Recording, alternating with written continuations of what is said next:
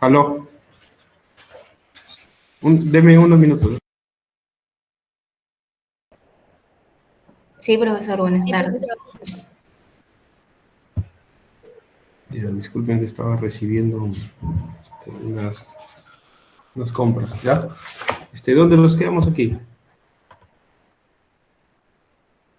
Buenas tardes, profesor. Nos quedamos en la clasificación según características de la gente, tipos comunes, tipos clasificados, tipos especiales.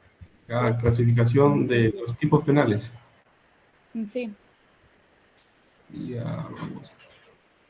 Tipicidad, todavía no salimos de ahí.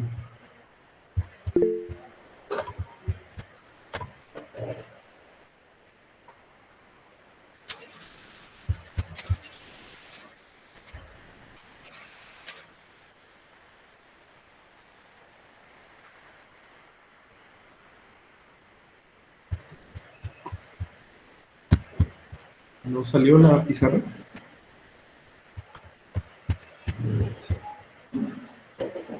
Sí, ¿no? Elementos subjetivos, elementos... Clasificación de los tipos penales, ¿verdad? Ahí. Entonces, ¿qué vemos? Y... sí. Bien, vamos a ver entonces...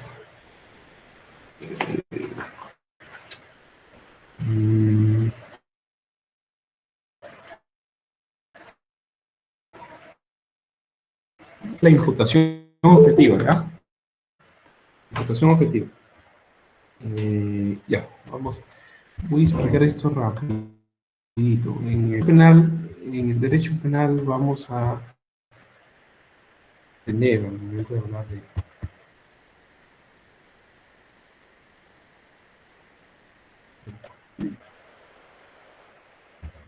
imputación,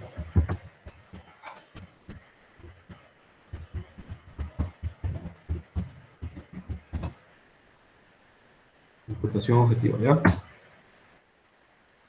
Okay. Y ahí vamos a referirnos a varios aspectos de la imputación objetiva. En un minuto que está que me golpean.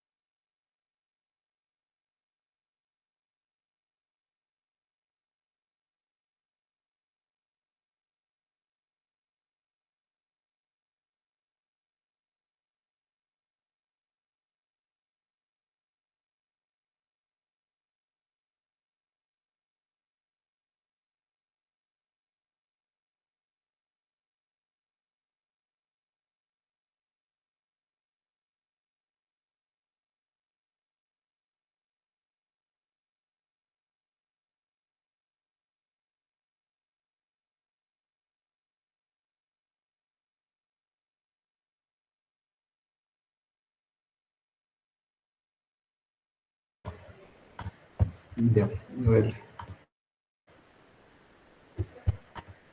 Ya, la imputación objetiva, ¿ya? Vamos a detallar todos los aspectos concernientes a la imputación objetiva en el derecho penal.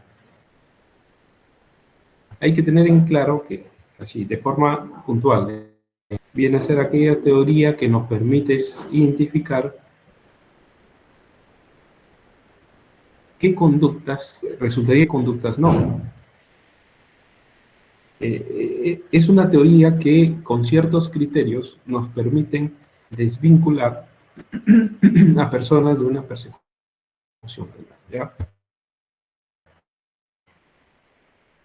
Vamos a ver entonces qué han repetido.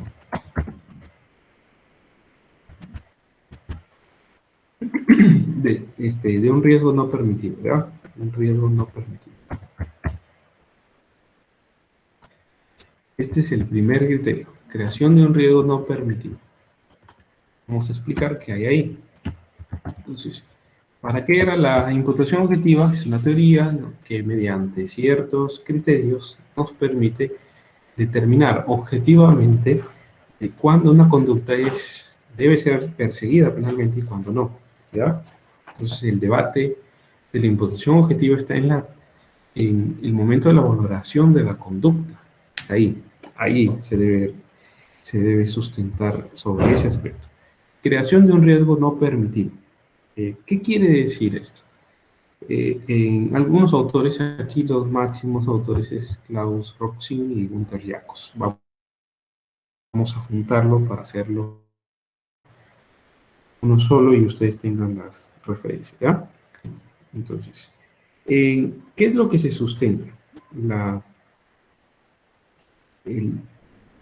Dentro de las sociedades existen actividades que son riesgosas, naturalmente riesgosas, pero que la sociedad la ha admitido, eh, la ha admitido como válida, como parte de su vida diaria, porque sin ella no podría desarrollarse actividades naturales propias para poder convivir en la sociedad.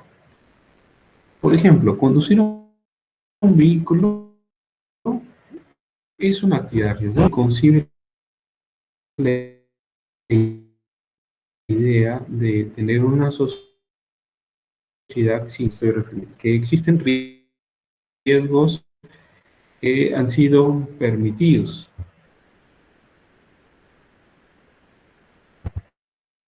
Riesgos permitidos. Deme un minuto de voy a...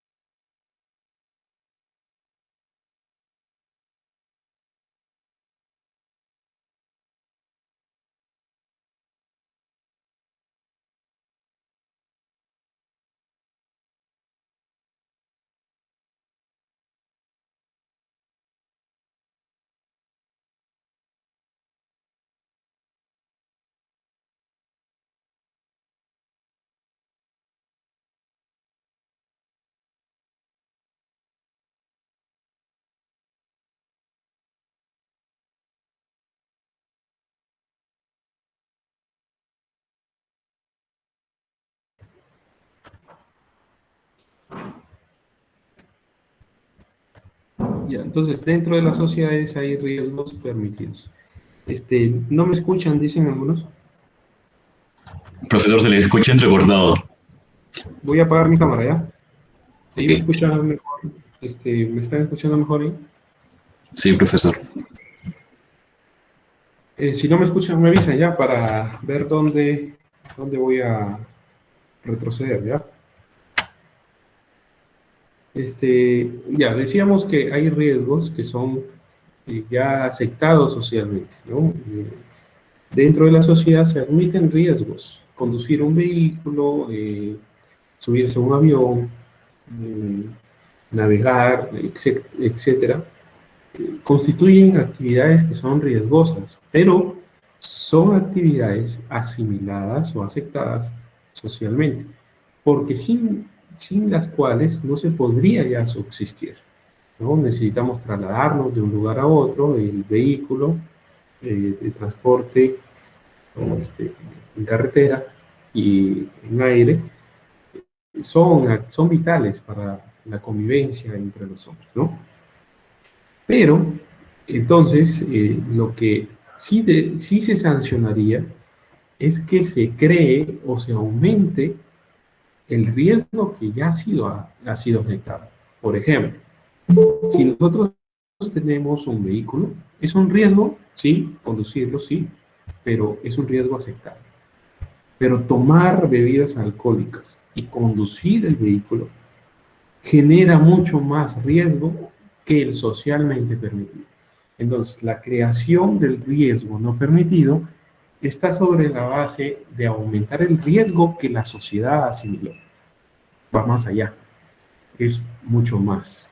Aumentar o crear aumento de un riesgo permitido, aumentar el riesgo permitido. Por eso el criterio dice creación de un riesgo no permitido.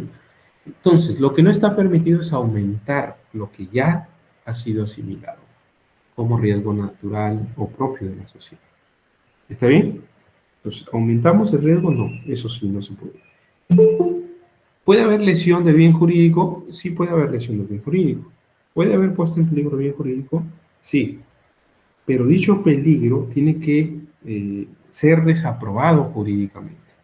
Y la única forma de ser desaprobado jurídicamente es cuando se le dio un adicional o un plus extra a la misma situación del riesgo asimilado socialmente. ¿Ya? Ese sería el primer supuesto. Segundo supuesto, prohibición de regreso.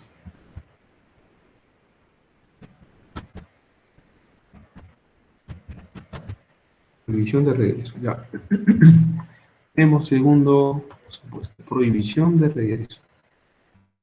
En este supuesto, se deben excluir aquellas conductas donde ha sido desarrollada por alguna persona, pero todas esas posibilidades de afectación de bien jurídico hay que valorarlas correctamente. ¿Por qué? Porque se puede excluir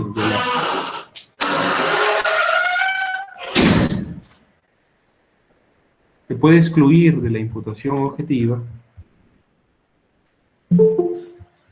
Alguien entró a sala ya.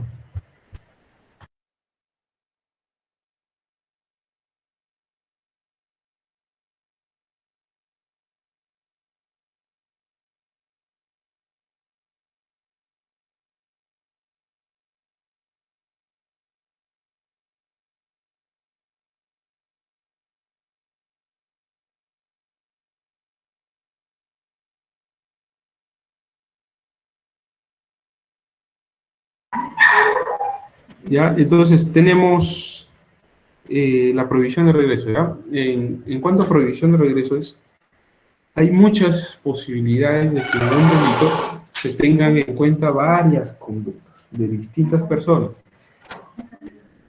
Pero una es la que resulta ser con mayor intensidad de realización de la lesión o puesta en peligro bien jurídico protegido. ¿Ya? Entonces debemos excluir aquellas que resultados han sido consecuencia causal directa de la puesta en peligro. ¿Ya? Entonces, la imputación solo alcanzaría a quien es garante de la evitación de ese resultado. ¿Ya? Vamos a ponernos en un supuesto para entender. Si hay una persona que quiere matar a otra y esa persona, para matar a otra, va a comprar un arma, ¿no? Un arma blanca o arma de fuego, sea cual sea. Esa persona, al momento de idear su plan delictivo, va a una tienda para adquirir esa arma, ¿ya? Esa persona con el arma ya adquirida va y ejecuta su plan delictivo, mata a otra persona.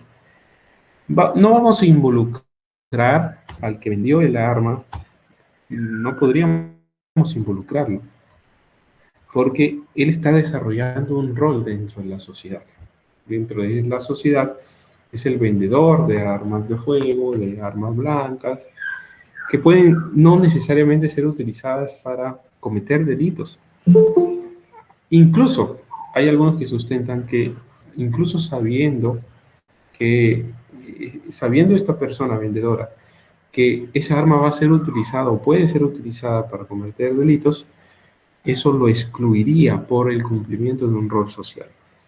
No podemos entonces regresar de la imputación causal, regresar a todas las conductas, eh, eh, a todas las conductas anteriores para poder configurar o realizar el tipo penal. ¿Ya? El vendedor quedaría, por aplicación de imputación objetiva, libre de la persecución penal. En ese caso, solo se alcanzará al garante de la evitación del resultado. El vendedor no puede evitar que la persona mate, pero la persona que posee el arma y dispara, él tiene la posición de garante de evitar ese disparo. A esa persona sí le podemos involucrar, pero a los detrás, o a los detrás no es, sino a los que están encadenados en la conducta del resultado y de la posición del garante, esas personas no por aplicación de prohibición de regreso, ¿ya? Prohibición de regreso, no podría hacerse. Siguiente, siguiente dentro de la imputación objetiva. Confianza, ¿ya? Confianza, o principio de confianza. Todos son principios. ¿Ya? Principio.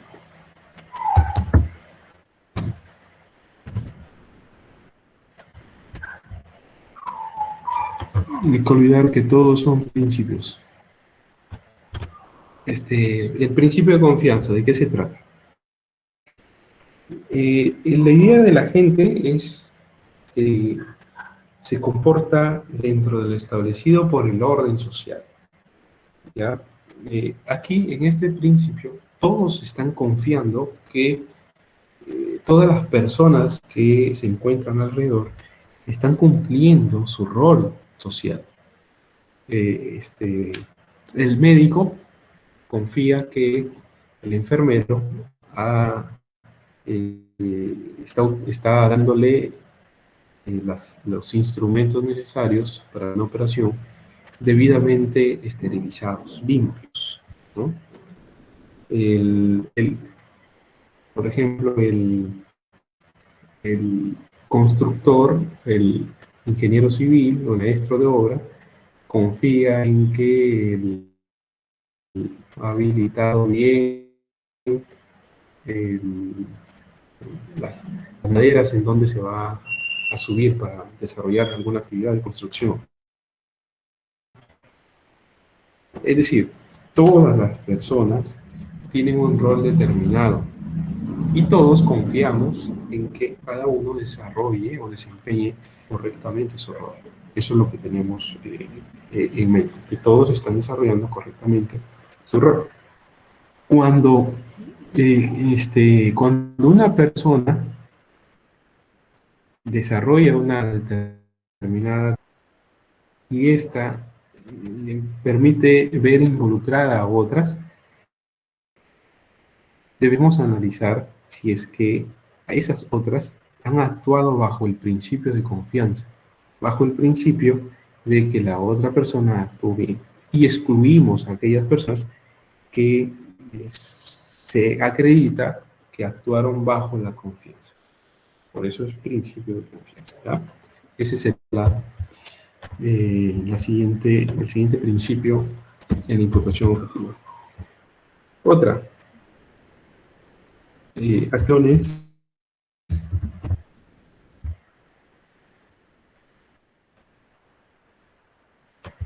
acciones de propio riesgo, ¿ya? La gente dentro de una determinada competencia se pone en peligro, ¿ya? Por esa situación de peligro, puede generar consecuencias negativas para bienes propios, teniendo en consecuencia que asumir su propia responsabilidad, acciones propias.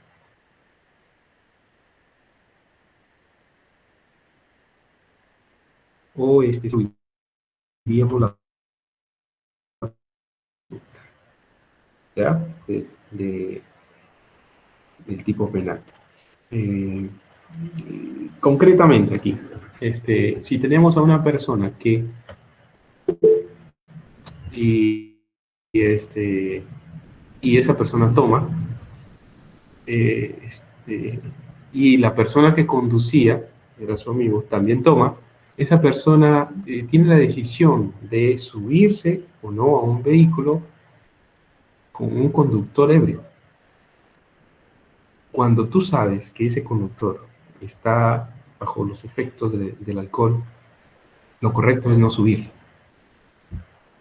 Pero si el conductor dice, no va a pasar nada, no he tomado mucho, y tú subes, y justo otro conductor, colisiona con el vehículo, ese conductor no va a ser investigado. ¿Por qué? Porque la causa fundamental del accidente de tránsito ha sido la conducción en estado de ebriedad. Y esas personas se autopusieron al peligro. Vamos a suponer quienes fallecieron fueron los que estaban en estado de ebriedad, o seleccionaron ellos.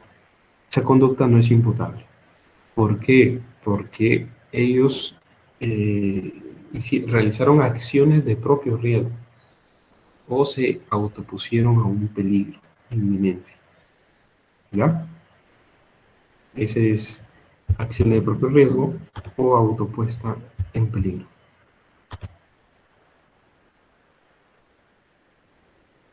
Esas serían básicas, las normas básicas. En contraposición a esto, si la creación de un riesgo permitido está en aumento, entonces disminuir un riesgo no constituiría imputación objetiva, ¿verdad? Disminución de riesgo, no, pues eso no es imputable, porque lo que se requiere es que aumente el riesgo, que se cree un riesgo aumentando, ¿ya? No se podría realizar eso, solamente el aumento. Prohibición de regreso. En la prohibición de regreso, esos roles sociales no garantes, eso no lo aplicaría. Roles sociales no garantes, esos no. Principio de confianza es actuaciones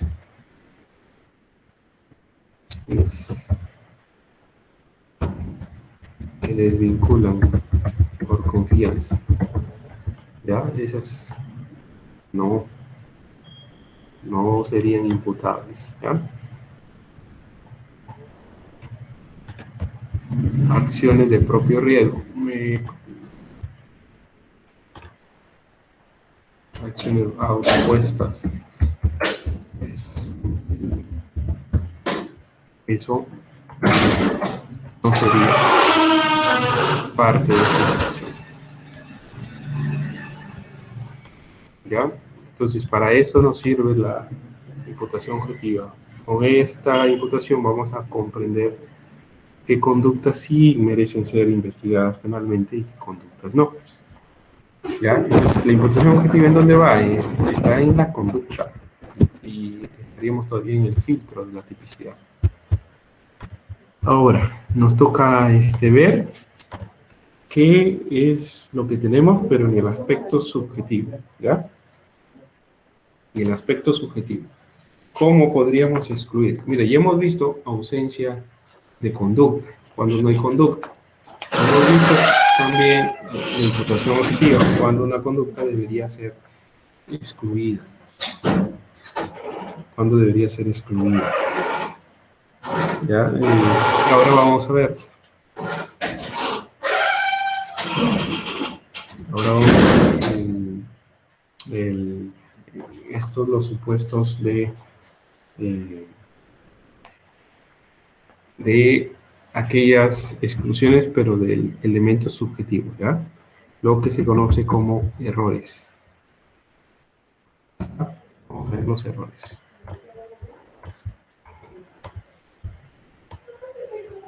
Errores, ¿ya? ¿Qué es lo que tenemos aquí? Error de tipo. Ese es el error. Ya, error de tipo. Error de tipo. Vamos a ver, ¿ya? ¿Esos dónde los encontramos? Los encontramos en los elementos subjetivos. Errores. Errores. Errores.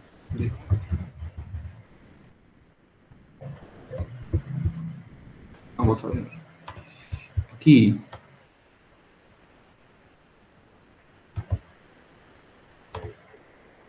Van a ayudar a eso. Error de tipo. Estamos en el tipo penal, pero en la parte del elemento objetivo u objetivo. Vamos a ver cómo se aplica, ¿ya? A ver, Cruz, ¿me puedes ayudar con la lectura del artículo 14 del Código Penal? ¿Qué artículo, profesor? Disculpe. 14.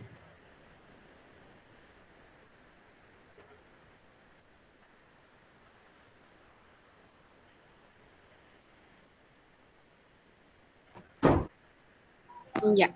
Error de tipo. Error de prohibición. El error sobre un elemento del tipo penal o respecto a una circunstancia que agrave la pena, si es invencible, excluye la responsabilidad o la agravación. Si fuere vencible, la infracción será castigada como culposa cuando se hallare prevista como tal en la ley. El error invencible sobre la ilicitud del hecho constitutivo de la infracción penal excluye la responsabilidad. Si el error fuere vencible, se atenuará la pena. Ya, entonces, la primera partecita nada más lee. La primera parte dice que el error sobre un elemento del tipo penal o respecto a una circunstancia que agrave la pena, ¿hasta ahí? ¿Qué más dice? Si es invencible, excluye la responsabilidad o la agravación. Y Ya, si fuere vencible, la infracción será castigada como culposa cuando se hallare prevista como tal en la ley. bien, dice, en consecuencia, es decir, si dice, esta norma establece dos formas, un error vencible y un error invencible, ¿verdad? Vencible o invencible. Diferencia entre un vencible. Tengo la posibilidad de eliminar ese error, en sencillas palabras, de vencerlo, por eso es vencible, ¿no? Puedo tomar conocimiento del elemento con mucha facilidad, lo puedo vencer el error. En el otro, invencible, es así me comporte diligentemente, no podría eliminarlo, no puedo tomar conocimiento para eliminar un error sobre el tipo, sobre el elemento objetivo, ¿verdad? Esa es la diferencia entre vencible e invencible. Ahora hay que ver sobre la aplicación. ¿Qué es lo que dice el artículo adicionalmente a lo ya sustentado? ¿Qué dice? Dice que si es que hay un error sobre el elemento objetivo del tipo por parte de la gente, es decir, una falsa representación de la realidad, no aprecia bien algún elemento objetivo del tipo, se excluye el dolo. O sea, el error de tipo de naturaleza, en esencia de naturaleza, de esta clase de error, lo que ataca es el tipo penal, ¿ya? Eso es lo que va a atacar. En esencia, dentro del tipo penal, el elemento subjetivo del tipo. Es decir, el dolo. excluye el dolo, dice, ¿ya? Sin embargo, si es invencible, el, el delito debe ser buscado como culposo, ¿sí? Es decir, si se pudiera evitar actuando con la diligencia debida, si se puede vencer y tomar conocimiento de que realmente cuál es el elemento, se puede vencer, se puede romper o se puede superar, debemos entonces buscarle dentro de la categoría de delitos el delito culposo. Eso es lo que tenemos en consecuencia ahí. Entonces, hay una clasificación de errores que hay que revisar, ¿ya? Vamos al Código Penal. El Código Penal nos dice expresamente lo siguiente. El Código error de tipo y error de prohibición. Nos importa ahorita el error de tipo. El error sobre un elemento del tipo penal con respecto a una instancia, importa esa parte del elemento del tipo penal. Si es invencible, excluye responsabilidad o agravación, según corresponda. Cuando dice excluye responsabilidad, en el fondo lo que nos está diciendo la norma es que no hay dolo, porque el dolo requiere conocimiento y voluntad. Y aquí lo que más bien suscita es una falsa representación de la realidad para el conocimiento de los elementos del tipo penal. Hay un error sobre un elemento del tipo penal. Aquí podría ser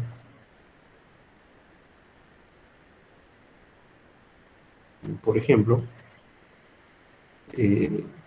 si es que hay una aparente tener 19 años y enamoramiento o circunstancias,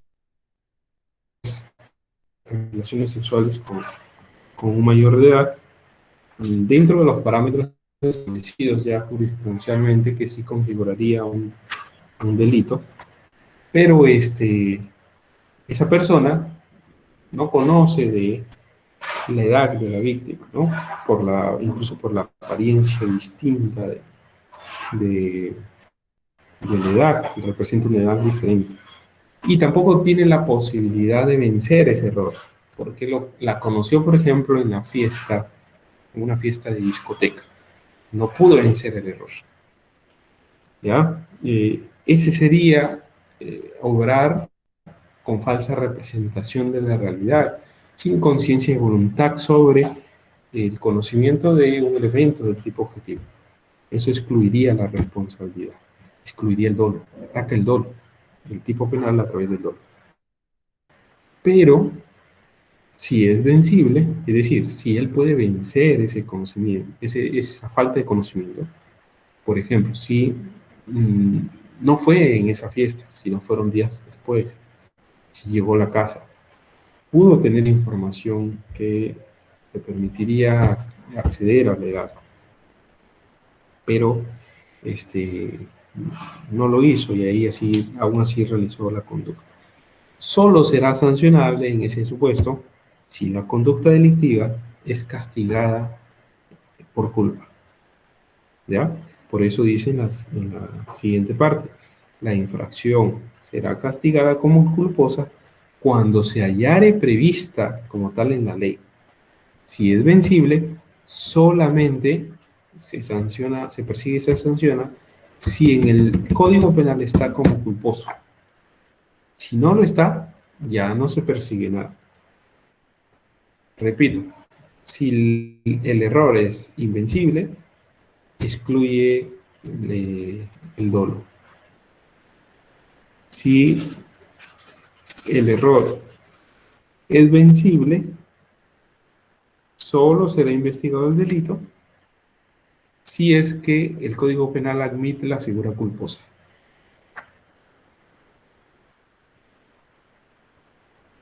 Si no, ya no hay persecución ni sanción. No hay nada.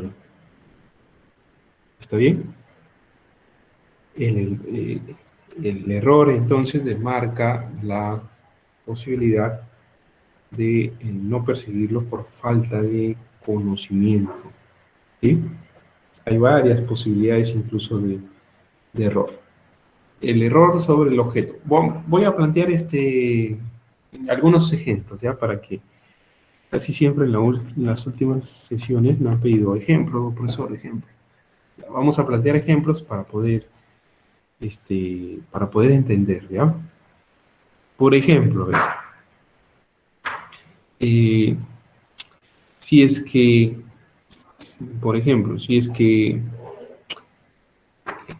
hay una persona disfrazada de algún animal que está sometido a cacería, ¿ya? Y erróneamente se dispara a esa persona.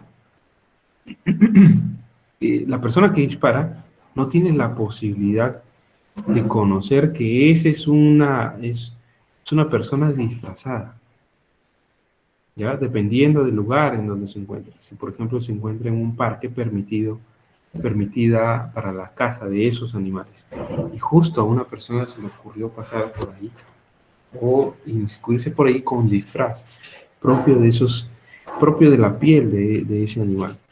Ese es error de tipo sobre el objeto de la acción. ¿Sí? Error en el objeto.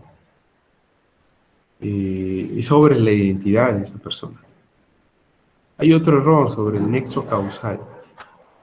Debe tenerse conciencia de que hay circunstancias que fundamentan una imputación objetiva, ¿no?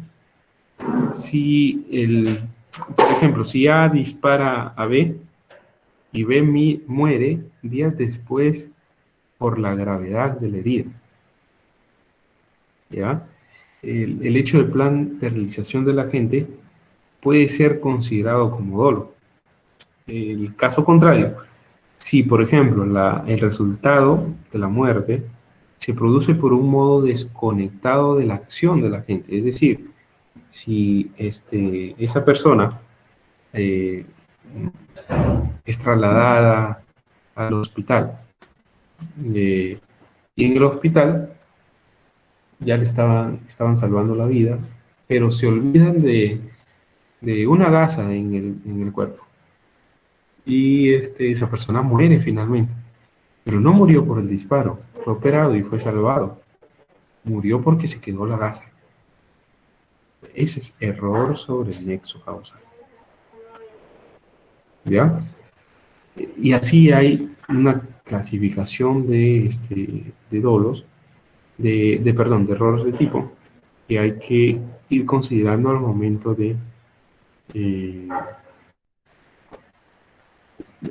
de calificar los hechos. El error puede excluir elementos subjetivos, ¿ya? El dolo específicamente. El dolo. Y aquí hay clasificaciones de ese error, ¿ya? Eso sería en cuanto a la figura de la tipicidad. Eso encontraríamos en la tipicidad. Eso es lo que tenemos en tipicidad. No creo que algo más me falte para poder cubrir la tipicidad. Ya hemos tratado todos los aspectos de la tipicidad. Y ahí ya nos toca la antijuricidad. Que lo teníamos aquí en el inicio.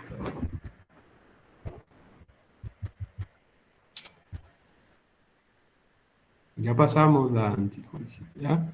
La tipicidad entonces era el juicio de subsunción, ¿ya? El juicio de subsunción que hace el operador de derecho. ¿Para qué? Para ver si la conducta calza en el supuesto fáctico de la norma. Eso es.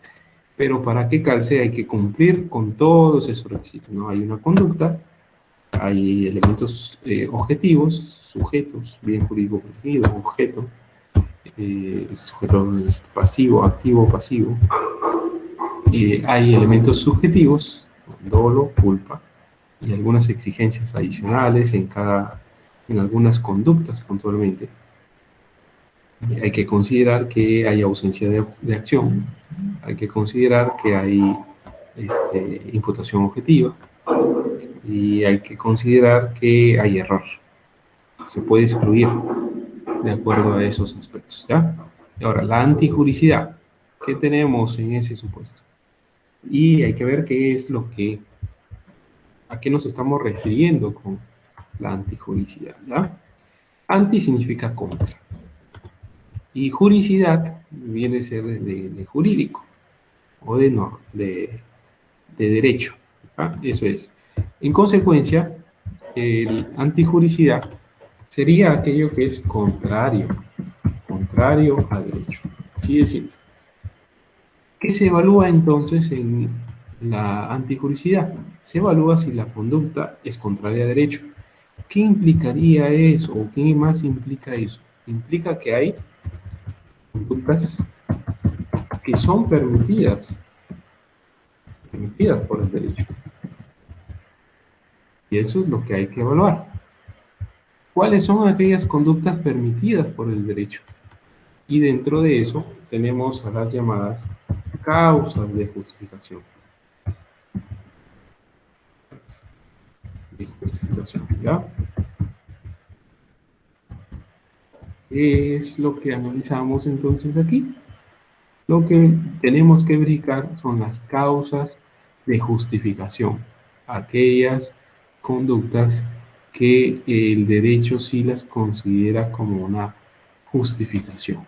Ese es, justificación de haberse comportado así o de haber realizado una conducta de esa manera. ¿Por qué? Solamente pasarán el filtro de antijuricidad aquellas conductas que no se encuentren en las causales de justificación. Porque la antijuricidad es lo contrario a derecho. En consecuencia, para que sea contrario a derecho hay que derribar las causas de justificación. Si derriban las causas de justificación, esa conducta es antijurídica. ¿Ya? Y ahí tenemos que pasar conducta antijurídica, conducta típica, porque calza en el tipo penal, y conducta antijurídica. Tenemos que cumplir los filtros, ¿ya? Tenemos que cumplir los filtros. Adicionalmente aquí, ¿qué hay que saber? Hay una antijuricidad formal y una antijuricidad material, ¿ya?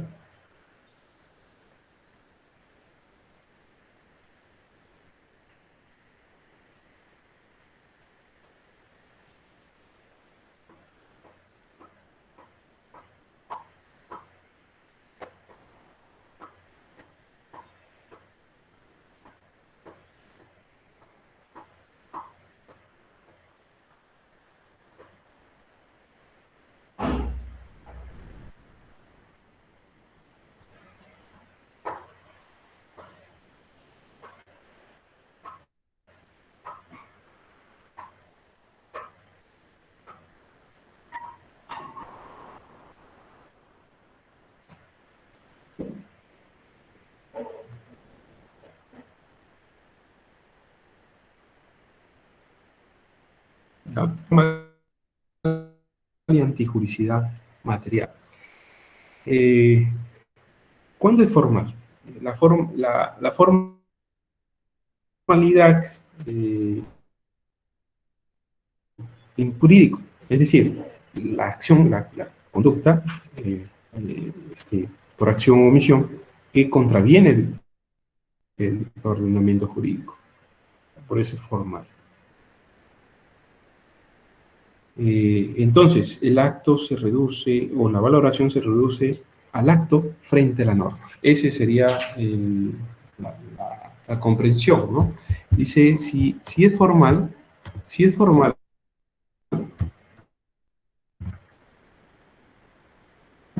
esta antiguridad formal sería, la fórmula sería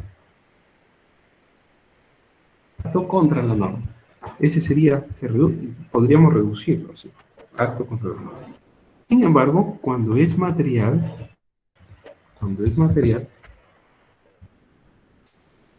la antijuricidad consistiría con el carácter de afectación, de daño. Es decir, la fórmula sería el acto contra el bien jurídico protegido por la norma. ¿Sí? Entonces, la antijuricidad podemos comprender. Contrario a derecho, ¿en qué sentido? En un sentido formal, ¿por qué? Transgrede la norma. Y en un sentido material, ¿por qué? Transgrede el bien jurídico protegido por la norma. ¿Estamos de acuerdo ahí? Así que una conducta es antijurídica porque transgrede la norma, una conducta es antijurídica porque transgrede bienes jurídicos protegidos por la norma penal. ¿Estamos de acuerdo ahí? Sí se va entendiendo, ¿no? ¿Sí? Sí, profesor. Hola. De parte, Bien. sí. Sí, profe. Muy bien.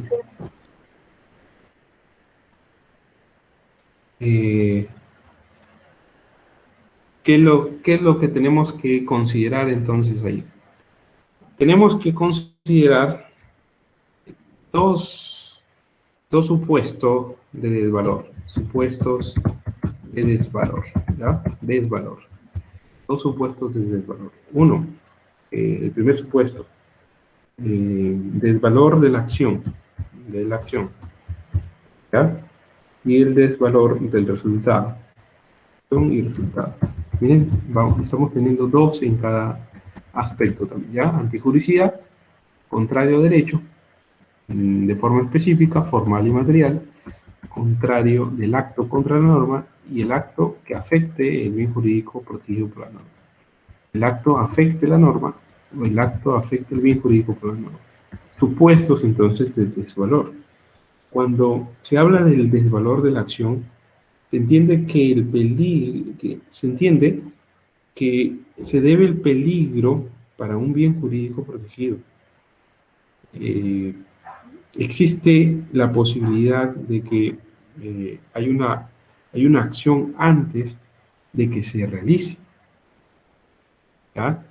El desvalor de acción, en consecuencia, es intersubjetivo ex ante. Entonces, antes de que se realice la acción. Cuando nosotros hablamos en un sentido de desvalores, debemos entender que la comparación entre el hecho y el ordenamiento jurídico se hace sobre el hecho típico, ¿no? La contradicción no realizada examinando la acción, la norma y el resultado. ¿Qué es lo que tenemos en consecuencia de comparación? El hecho típico y de tal manera que podamos nosotros considerar que en unos casos deberá tomarse en cuenta únicamente la acción y en otros el resultado. ¿Ya? ¿Qué es lo que tenemos en ese sentido? Que el desvalor del resultado deriva de una acción desaprobada por el ordenamiento jurídico. ¿Sí? La antijuricidad entonces no se agota con atacar el bien jurídico protegido, sino que la antijuricidad también debe derivar una acción desaprobada por el ordenamiento jurídico. Y ese sería desvalor del resultado, ¿no? Desvalor de acción y desvalor de resultado. Por eso, en antijuricidad, lo que debemos hacer es buscar en el derecho causas que justifican a una conducta. Causas que justifican a una conducta. Lo que se denomina como las causas de justificación. Y estamos. Eso es lo que debemos verificar. ¿Y cuáles son esas conductas que sí son permitidas? Voy a enviar esto arriba y voy a traer esto abajo. ¿Sí? Voy a ponerlo aquí. Esto voy a ponerlo aquí. Ya. Ahora, ¿cuáles son esas conductas? O esas causas que justifican una conducta. Es aquello que permitiría el derecho en consecuencia. ¿Ah? Primera causa. Vamos a ver, la primera causa. Legítima defensa. ¿Ok? Legítima defensa.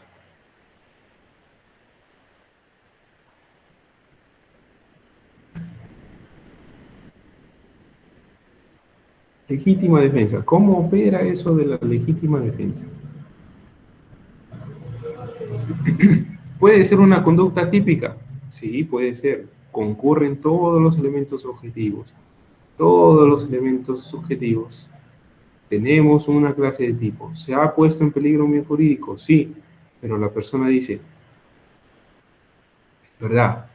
Es verdad, caramba, yo, sí maté a esa persona, pero la maté porque me agredí, me iba a agredir, o me estaba agrediendo, y yo me defendí. Ah, tú te defendiste. Vamos a evaluar si es que la conducta que tú has realizado está enmarcada bajo la legítima defensa. Ojo con eso. ¿Ya? Ojo con eso. Hay legítima defensa en esa conducta, entonces es típica, pero no será antijurídica. Y si no es antijurídica, no es perseguible penalmente. ¿Sí me expliqué?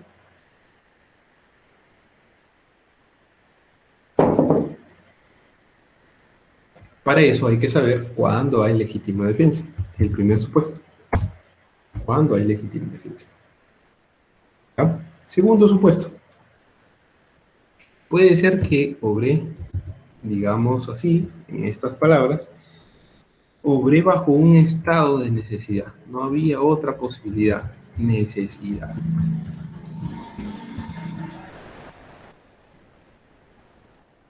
Oye, no puedo entrar.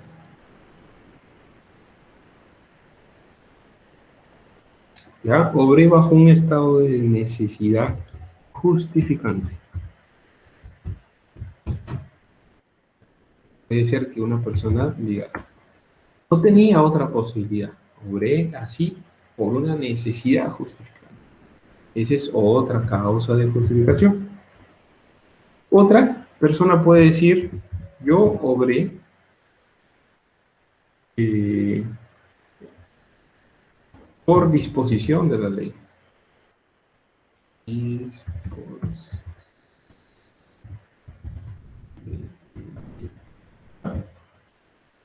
Obré por disposición de la ley.